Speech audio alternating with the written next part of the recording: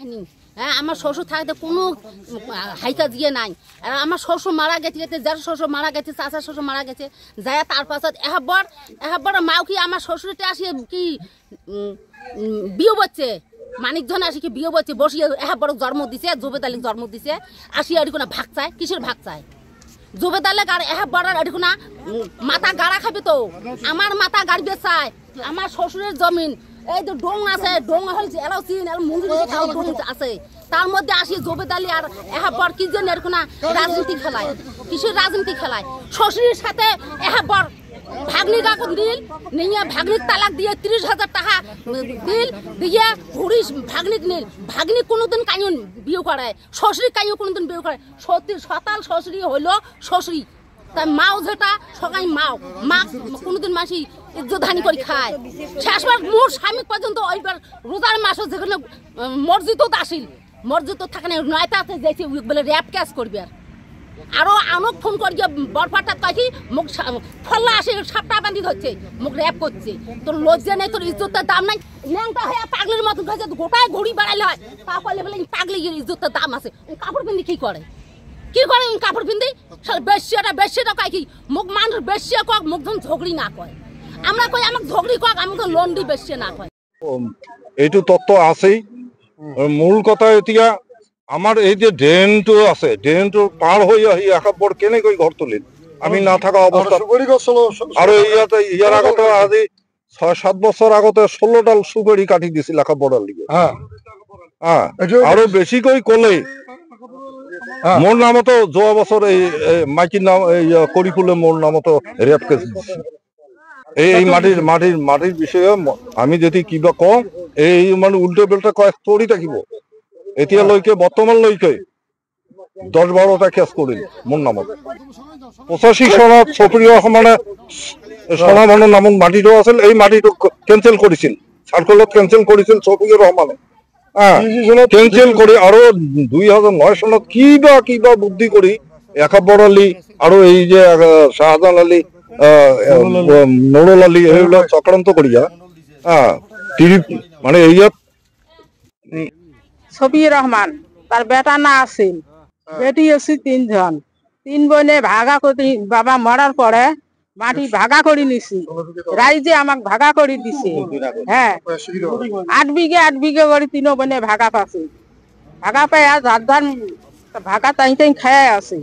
এতদিন কোনো গন্ডগোল নাই, কোনো কেস করা নাই, দিঘির মাছ পুকুরির মাছ খায়া আছে, বেঁচে আছে, কোনোদিনও কি করে নাই। এখন আমার ডিগি ভর্তি করবে দেখছি মাটি কাটিয়ে, এখন আমরা আসিয়া বলে ভাগা নাগে, আমাকে ভাগা নাগে, আমার ভাগা দেয় নাই। সব মাটি বেঁচে খাইছে, 7 বিঘে মাটি বেঁচে খাইছে, আর 1 বিঘে মাটি আছে বাড়ি চালা মাটি, ওইটাই নিয়েও এখন আমার মাটির জন্য ভাগা চাবানো।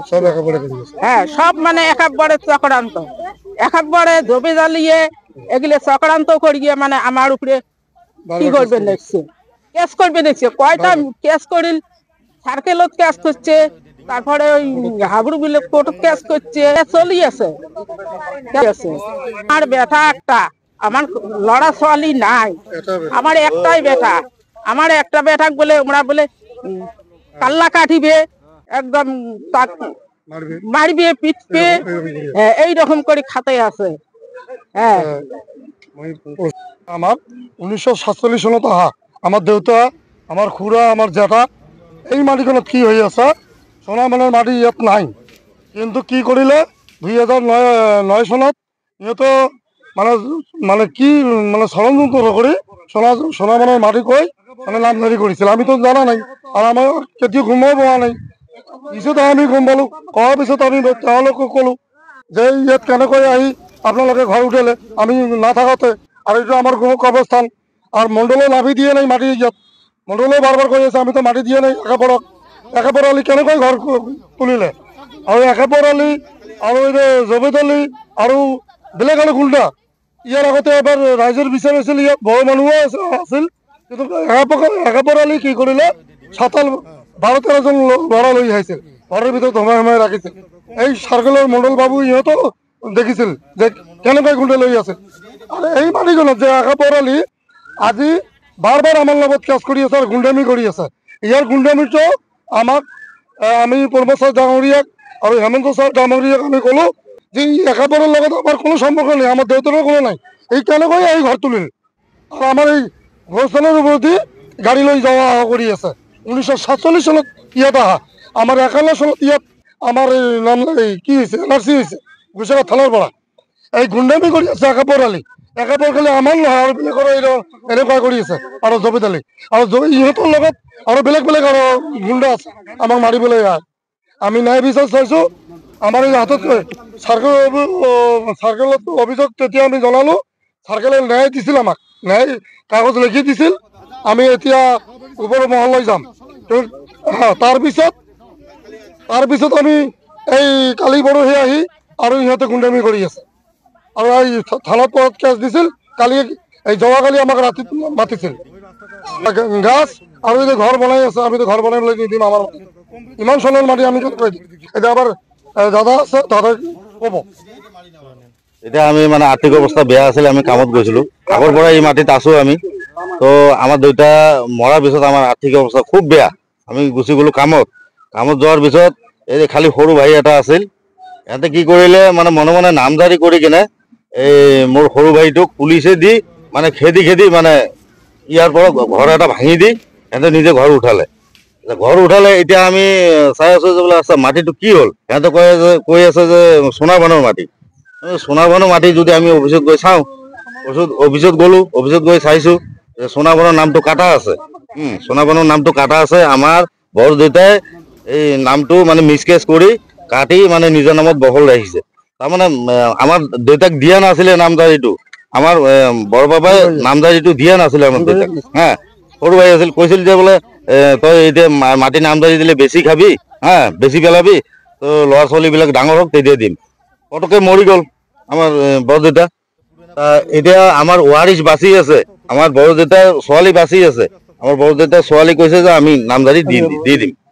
আচ্ছা, এতিয়া আমি অফিচত গ'লো, অফিচত গৈ মানে চালোঁ, এইবিলাক মিছকেচ দিলোঁ। মিছকেচ দিয়াৰ পিছত এতিয়া মণ্ডলে চালি জাৰি চালে, ৰাইজে বহিলোঁ ইয়াত, মণ্ডলক বৰবাবুক পঠিয়াইছে ইয়াত আহি ৰাইজে বহিছোঁ, বহি কেনে ইয়াত মানে মেল মিটিং হৈছিল। হোৱাৰ পিছত কি কৰিছে, একাপৰ কি কৰিছে, গুণ্ডা মানে আদিবাসী ল'ৰাকেইটা গুণ্ডা মাতি আনিছে, ইয়াত মাতি আনি কেনে ঘৰত সোমাই থৈ দিছে আমাক মাৰিবৰ কাৰণে। তাৰপিছত ৰাইজৰ মানুহ ক'লে যে খেপি গ'ল, যে বোলে এইটো কি কাম কৰিছে তই। তাৰপিছত মানে ইহঁতে ৰিপৰ্টটো লৈ গুচি গ'ল। গুচি যোৱাৰ পিছত বাইদেউক দিলে ৰাইজৰ ৰিপৰ্টটো। তাৰপিছত মানে তাত যিটো মানে আছে ষ্টেটমেণ্ট যাত আছে, খাতাত আছে না, এইবিলাক চব বাইদেউক দেখালে।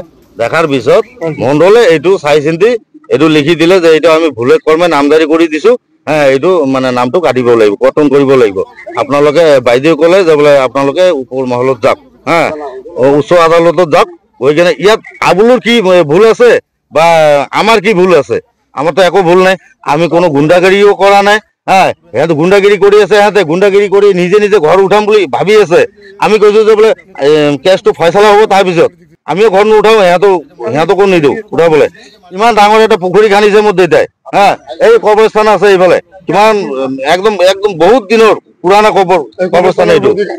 এই কবৰস্থানৰ ওপৰত গাড়ী চাড়ী এইবিলাক লৈ যায়, হ্যাঁ মানে খালি গুণ্ডাগৰ্দি মানে একদম। এই যে একাপৰ এইফালে জবেদ আলী, হ্যাঁ শাহজাহান, নুৰুল, হ্যাঁ এইবিলাক মানে একদম পুৰা গুণ্ডাগৰ্দি, গালি গেলাচ একদম মানে পাৰি থাকে, এনি টাইম গালি গেলাচ পাৰি থাকে।